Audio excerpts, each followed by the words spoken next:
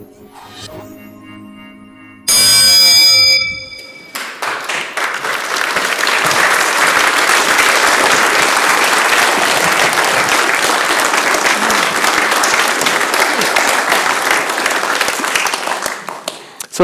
when we think about magic or all stories of magic, people always talk about floating objects. I mean, it's nothing better than talking about Professor Flitwick. I'm sure the first thing he would want is to see some objects float.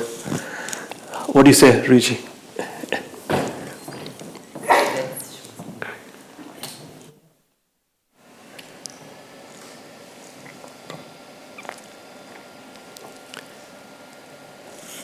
The thing about giving live demos is you never know. But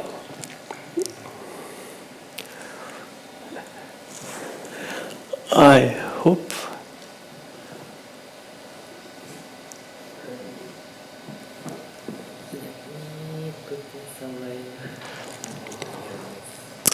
we're learning our wizardry skills.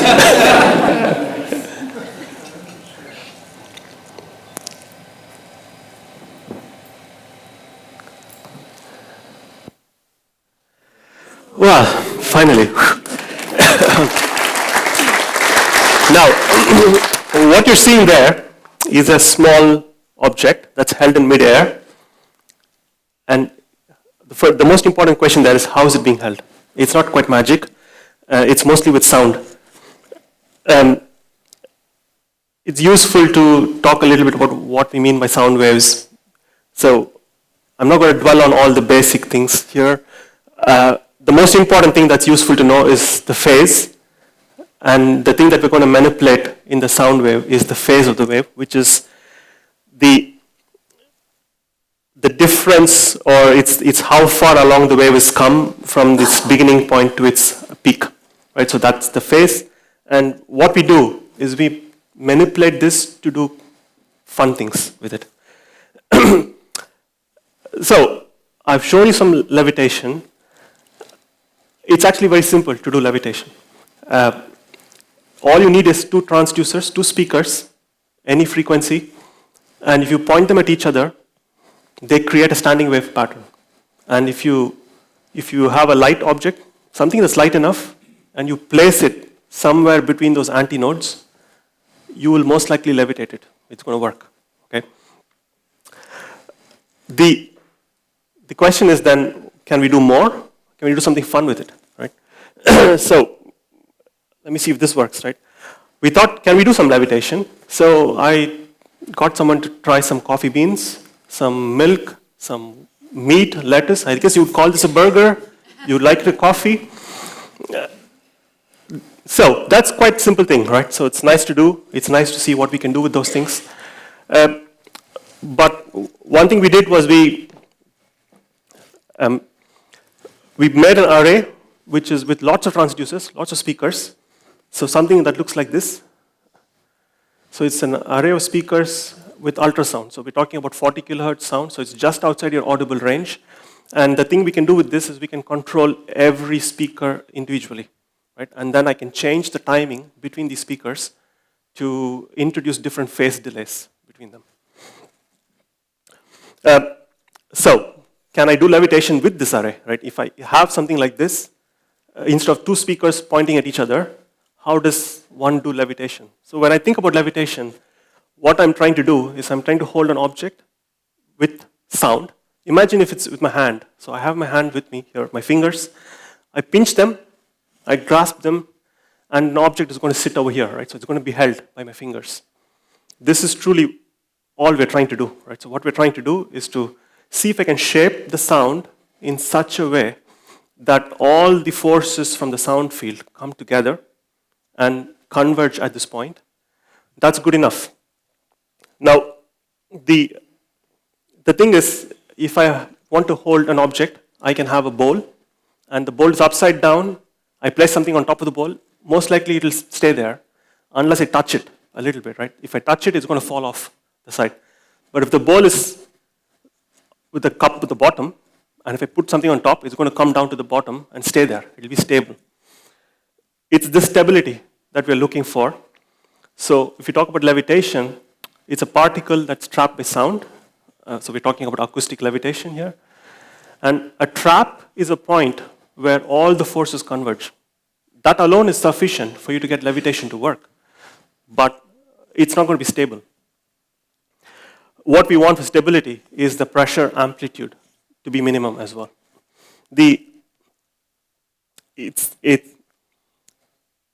When you talk about sound, we're talking about a small object. So if I make an assumption that this object is very small, that means it's smaller than the wavelength of the sound. That means this object is going to be held between those two antinodes. There's this thing called the Gorkov potential that tells you exactly how to compute the forces. The nice thing is that you don't need to do all the, you can just add up the forces, right? Because it's a small object, it's a point object, you can add the forces. So the objective function there is the more interesting thing, right? What it says is that it's the sum of the pressure amplitudes and the force. There are few terms there. There's the pressure amplitude term, then there's the weights for the force. So we did the optimization. It's a non-linear optimization here. So we did that, and we found some interesting things. I mean, we just got some solutions, right? So let me show you what this looks like. So you're seeing how the force looks in two different axes. You can see it's really high intensity, and then so it looks like my finger, right? So if it's like twin trap, it's like my two fingers pinching together, so it's really dark and bright over there, and the object is held in the middle. Or you have a vortex where it's like I'm holding it slightly differently, right? And the bottle is like I'm holding it in a bottle. That's good enough to do levitation, but it was a non-linear optimization. It was quite complicated to get the solution. So we thought, let's take a look at what the speaker looks like. So what are the phase patterns that are coming out of the speaker? We want to know what should I emit for a twin trap or a vortex or a bottle, and how does that affect levitation? So it looks like something like this over there. I'm sure you see it. There seems to be some pattern over there, but you cannot quite say what that pattern is. Not sure what's exactly going on there, right? But let's come back to this analogy of the hand, right? So when I use my fingers to grab an object, the one thing I know is that wherever the object is, most of my fingers are going to be there, right? So that's where the focus of the object is. So we thought, what if we figure out what that location is going to be? So what is the focus? How does my finger all come together? So I got that pattern. That's easy enough to compute. And then I take that away from this field that we computed, right? If I do that, amazingly, we get something like this, right? This is a static pattern, right? So what it says is actually levitation with sound is not an optimization problem. You can optimize, of course, and you can do a lot of optimization there. But it's actually a much simpler problem. Two steps that you can add together. You calculate the focal point, and you add that trap on the top, right? It's a signature. Now, the focal point calculation, if you've done A-level physics, you would have learned how to do this in A-level physics. It's just interference superposition calculation. So what I can do, instead of computing those twin traps, is I can compute this focal point. I can add the signature. And this focal point calculation is not just conceptually simple, it's computationally super efficient, right? I can calculate it really, really fast. So, Riji, should we show what we can do?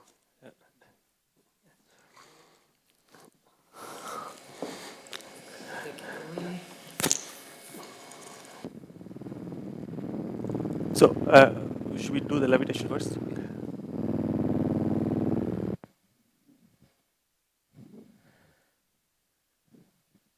Should we get someone, maybe? Oh, yeah? Well, I don't know how any magicians, wizards here. Come on.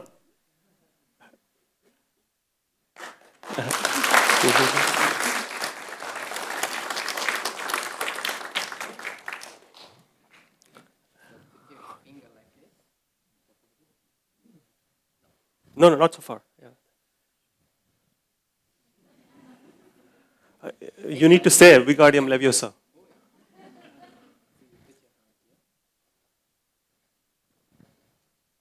So this particles move. Oh, you're.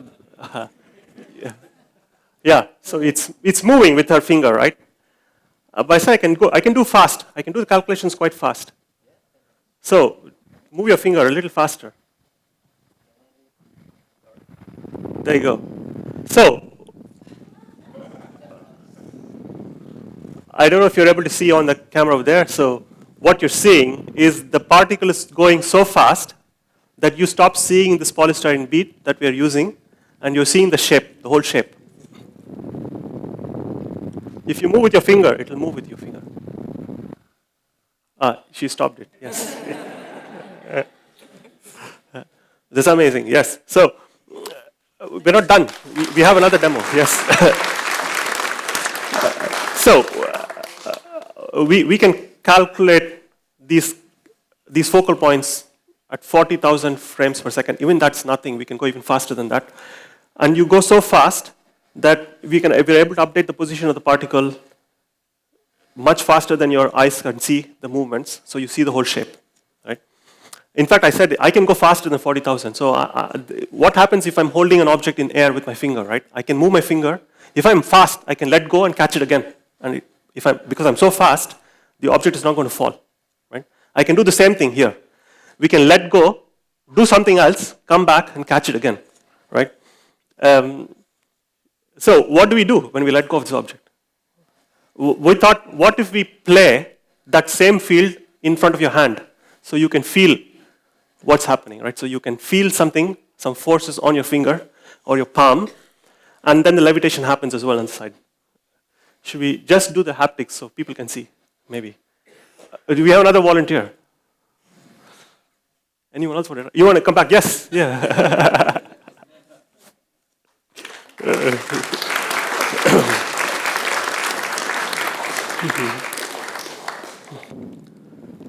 So, have you ever felt sound before? Have you felt the sound? Yes. When you in a concert. Yeah, exactly, right? So, yeah, precisely. So what we're doing is no different from that, right? Except it's ultrasound at 40 kilohertz. So instead of beating in your chest, the wavelengths are small, so it's in the palm of your hand. So you want to try it. Put your hand over there. Put your whole palm, yeah. It tickles. It tickles. It almost feels like wind. Yes. Yeah. So we can do we can move the pattern around, we can give you some different shapes. We can multiplex the two of them, right? Because we're doing it so fast, we can have a physical object that's floating there as a hologram, and we can also give haptic feedback. There's another piece of this demo that I'm not able to do quite here, so I'm going to play the video to show you what's the last piece of it. Yes, please, thank you so much. Thanks a lot.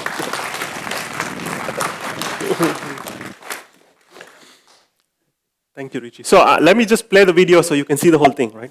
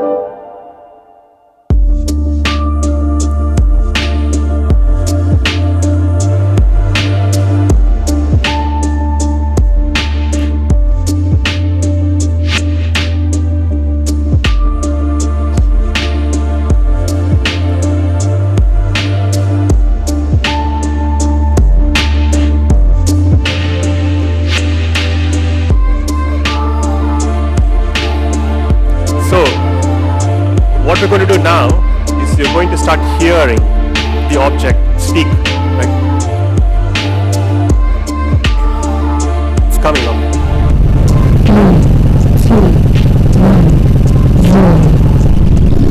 So that audio doesn't sound impressive, right? I mean, like I can say it's 3210 myself, But the thing there is, I said it's all ultrasound speakers. So there's only ultrasound, and still you heard the sound. That's because we had so much time that we could modulate the amplitude. So we took the audio signal and put it on top of everything else we were doing, and then you hear the beat sing. So actually the sound is coming from that object there. So it feels like it's singing, it's dancing, and you can feel it as well. So that's the multimodal that we can generate there. So that's how we do it. So we take the 3 stimulus that you want to create. So there's the shape, then there's the tactile sensation or the haptics that you want to create with it, and then the audio source, right? So we take them all, mix them together, and play it, and then you get all 3 of them at the same time on this object. So this works really well, and it's nice to see this, and you can see that we can create holograms and so on. But everything only works if it's a single object. A single polystyrene bead I can move around. What if I need to have more? What if I have a whole shape, right? So let's say I'm given this image that I want to create with sound. How do I do that? This is an inverse problem, right? So let me start over here. So actually it's quite interesting that I'm told 65 years ago today, or to the month, Dennis Gabor was here giving a lecture in this very same theater on holography. And what we're talking about here is also about holography. But we're talking about acoustic holography instead of optical holography that Dennis Gabor got the Nobel Prize for. So what we're trying to do is we are given some image that we have, some target, and we want to know what should be the amplitudes and the phases of the speakers, right? So what should be the activation of the speakers to generate that shape? This is not so difficult. Sorry, what happened? This is the problem, right? So we know what pattern we want. That's in the target. We don't know what signals to send to the speakers. But I want the speakers to pump up as much energy as it possibly can, right? So we want maximum energy out of the speakers. That means I'm going to turn it all on to maximum amplitude. So the only thing I have control of is the phase of these speakers. So the question is, what set of phase patterns will produce the target image that I want? Actually, this problem can also be quite simple to solve if and only if I tell you what the target pattern is in fully, right? Typically with all such scenarios, people can give you what the image energy should be, but they cannot tell you what the phase is going to be. If I think of an image over here, if you take a picture of me standing here, it's very easy for the camera to capture all the amplitudes of the signal that generates this image, but the camera is not going to tell you what the phases are for the wave to generate it. If it can, then it's quite easy to calculate what the sources should emit, right? In the absence of that, how do we solve this problem? So we don't know what the right phases are. We just take a random guess. And this is a nice thing. So you just take a guess. You assign those random phases to the amplitudes of the transducer, right? And then you propagate that field to the target location you want. Unsurprisingly, this is not going to give you anything interesting or correct, but we have something now we can improve on.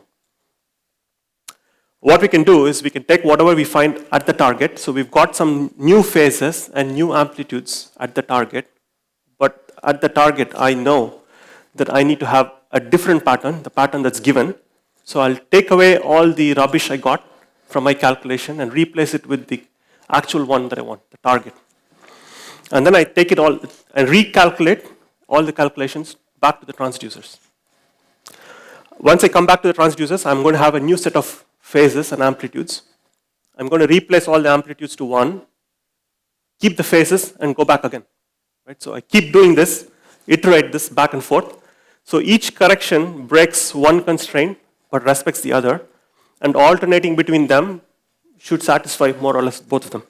Right? So the amazing thing is it converges. I cannot theoretically show. Maybe we can show theoretically that it converges, but you do 25 times, 30 times, you're there. Right? you have a solution that looks pretty much final. This works, and it works in optics quite well. It will also work in acoustics.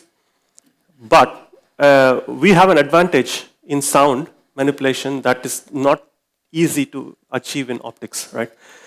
All my speakers here, I can control both the amplitude and the phase. I can turn it on at whatever amplitude I want and phase I want.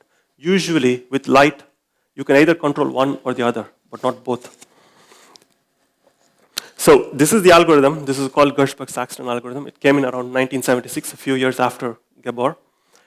But we can play a little trick on it, right? So, and I'm saying this trick is useful to show you because that's what gives us the speed, and we always care about speed. Maybe it's my bias.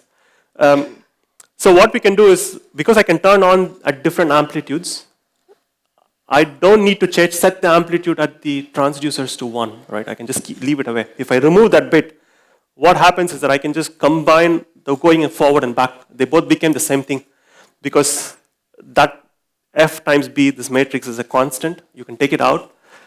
You can pre-compute the whole thing. Then now you can go back to this 10,000 updates per second that I can get you, right? So when I start doing that, you can see over here, I can give you the sound, and I have two different objects that are levitating.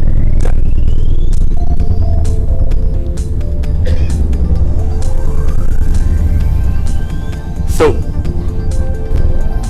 what I've tried to show you here is we can, given any pattern, we can calculate what the transducers, amplitudes, and phases should be so that we can do levitation with it, right? I mean, I'm sure you're all wondering, just like Professor Flitwick would have been wondering, where is the feather in all of this? I mean, there's no levitation without a feather, right? So we have to come back to it.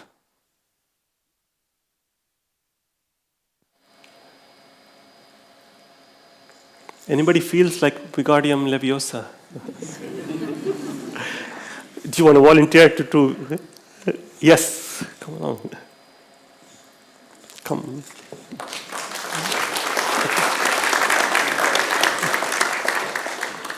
How's your wizardry skills?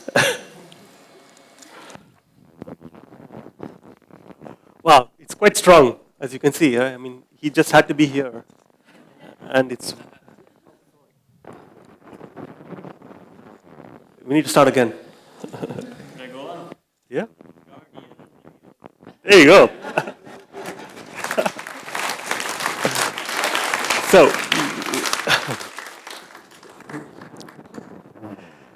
thank you.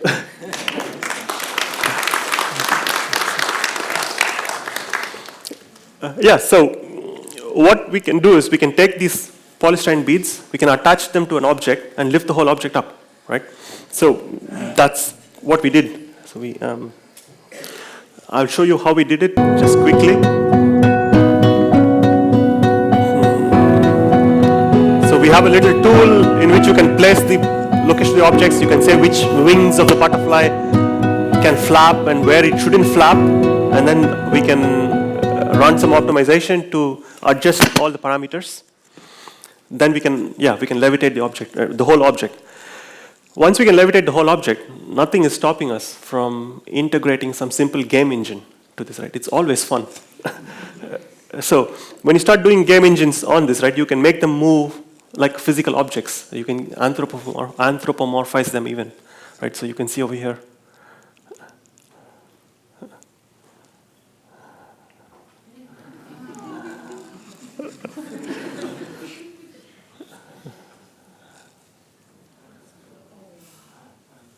So,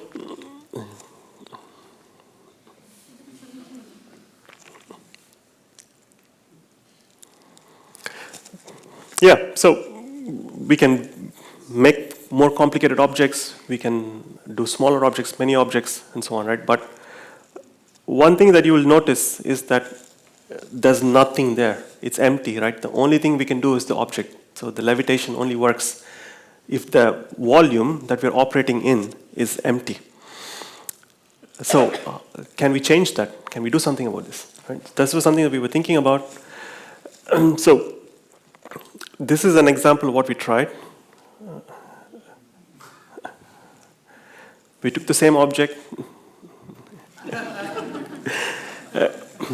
So what all the trick I've been talking about the adding these signatures doesn't quite work when you have an object here, because when you have some object, it's going to reflect and scatter the sound in different ways than when there's no object there. So what we have to do is we have to mesh it. So we break this object into tiny triangles, and for each triangle, we try and compute the reflections from it. So this is like a boundary element method, if you're interested in that. So then the total contribution of what is the total pressure that you get at any focal control point is the sum of the direct path and the reflected path. Now, if I assume that this object, the bunny, in this case, is static, so it doesn't move, right? Then I can pre-compute all of those things, right? So all of that can be calculated ahead of time so that I store it in memory and just use it instead of calculating it repeatedly. And then the only thing I need to do is this reflection from the bunny and the direct path. That's always going to be different, so we have to calculate them. So we can do this, and then we can actually go we can do similar things then with the objects.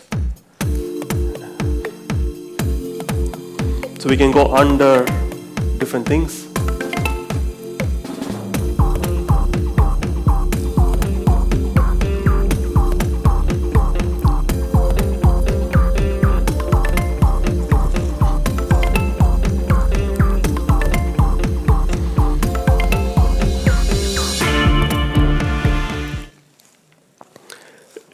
Yeah, I've been talking you through all the different tricks we've done to make the levitation more exciting and interesting. But I'm sure you're wondering, what can we do with this? I mean, so what? Right? I mean, like, what's the application of this? So what we have is a way in which we can control the sound field in many different scenarios and contexts. So let me go back to the very beginning, right? So the lady over there, when she came up, she could feel something on this transducer board. So you can imagine taking that whole space of haptics forward, right? So this is something that we did. So where you can generate the sound field on the palm of your hand and start feeling the sense of haptics. This, I don't know if this video is going to play. There is sound, but something happened with the sound itself. So basically, the person is describing exactly. It's incredible that he was saying exactly like what you were saying, right? So it feels like feather, something tickling in the hand, and soft. So you feel the sensation, but it's not so strong that it's going to stop you from doing anything. But those sensations are enough to notice that something is there. So if you imagine you're playing a game of with any gaming device like an Xbox or a Nintendo Wii, you can hit the ball, or if you're playing volleyball or tennis, but you don't feel that you touch something with those 3D gaming systems. So now you can project the sense of haptics onto the palm of the hand, so the person can feel the object as well. In fact, automotive companies were excited about this for the dashboards of their car.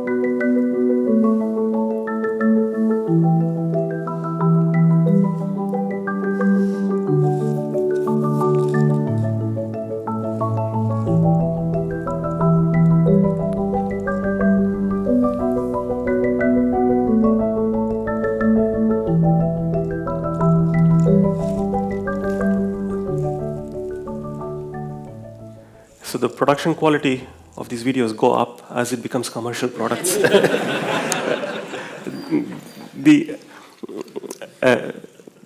Coming back to the research side of things, right? So here's I want to show this funny little video.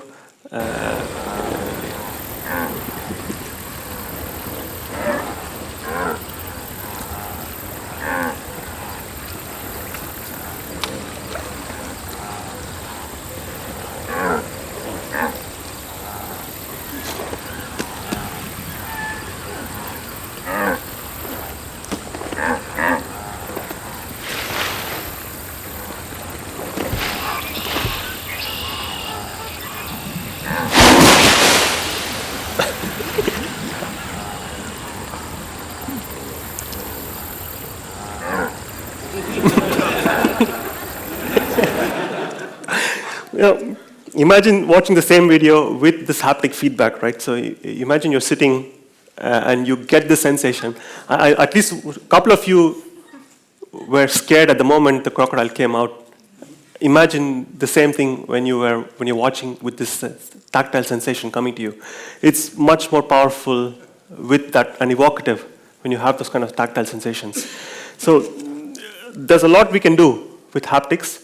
It was a fun journey to take this into the real world and see how customers react to it and what the opportunities are for embedding the systems in the real scenarios.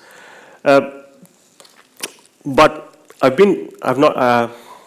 all the things I've been talking about for the last half an hour or so, mixed haptics and levitation, right? So we have to answer the question, what do we do with the levitation part? So I want to show you one more video on these things.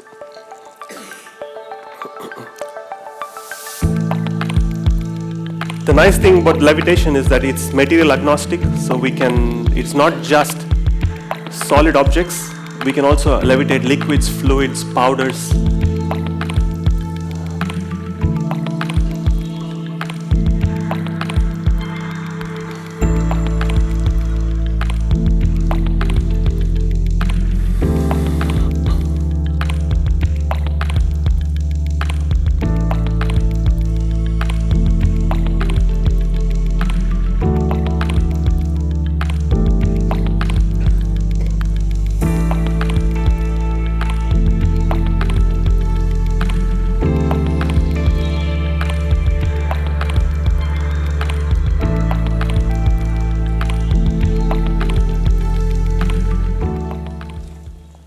So the advantage of this kind of printing is that you can print from any direction, so you don't have to always come from the top to print on the bottom. You can print omnidirectionally.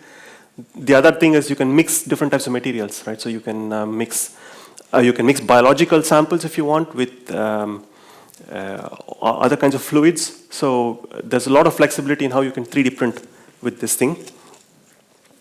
So multi-material 3D printing is something that's fascinating and something that we can work with in levitation.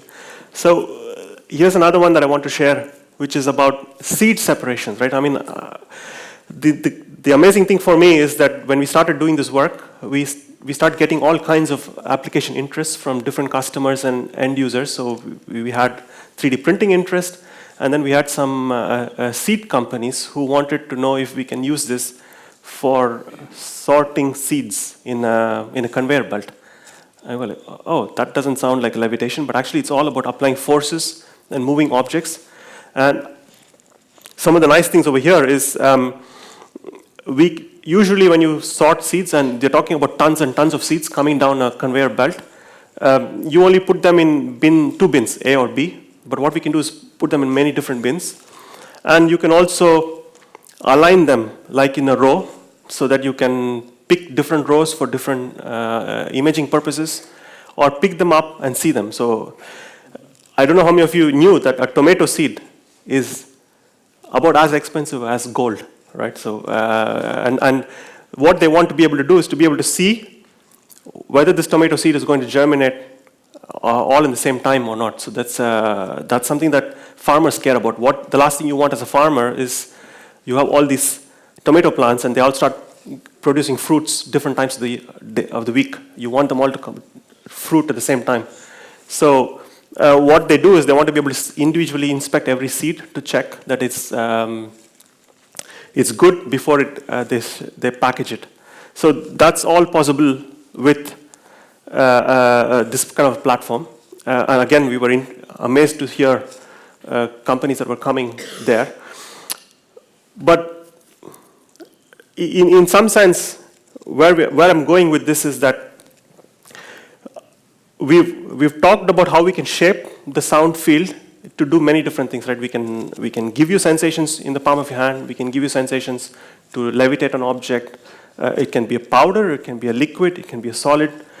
We can move seeds. I feel like where we are heading towards this is we can control the placement of physical matter anywhere in 3D space, right? So it can be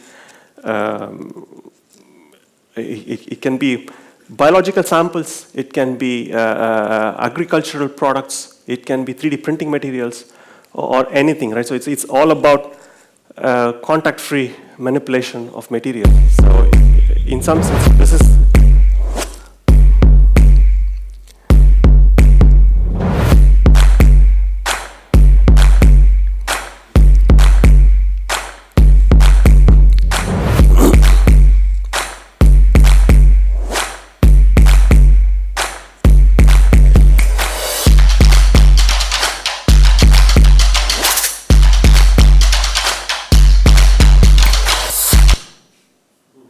yeah, so this I feel is where we're going with levitation and acoustic holography.